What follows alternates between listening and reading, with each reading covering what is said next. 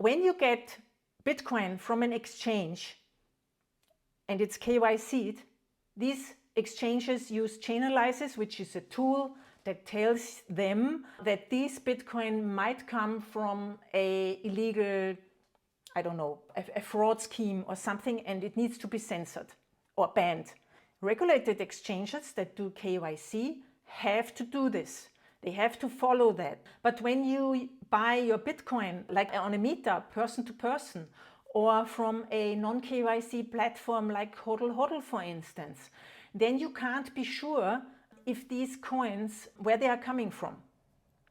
So it's understandable that you are worried about that, because if you use those Bitcoin then and want to cash out with an exchange that's regulated, they might tell you, no, these Bitcoin are banned from our exchange, we don't handle them, and now we freeze them. So this could happen.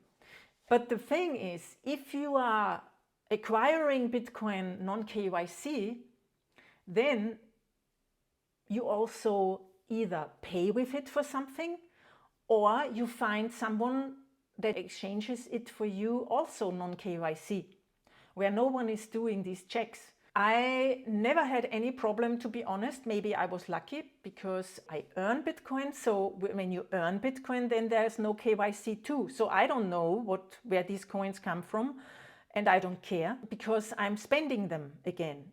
And there's no check on that. Or I exchange it to euros or US dollars in Zimbabwe and no one is asking.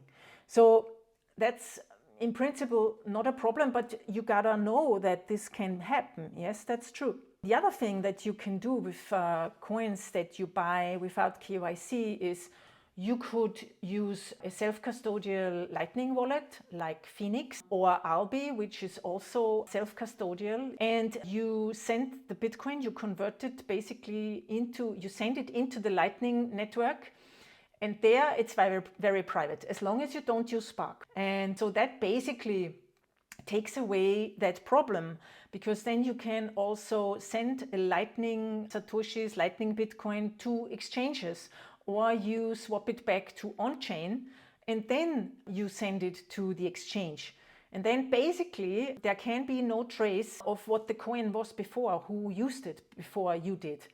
Another option, but I'm not 100% sure of that, but I think it should work, is that you swap it into Liquid, and from Liquid then back to Bitcoin, or you sell your Liquid Bitcoin on an exchange if you need to sell it, or if you need to transfer it or exchange it into fiat currency.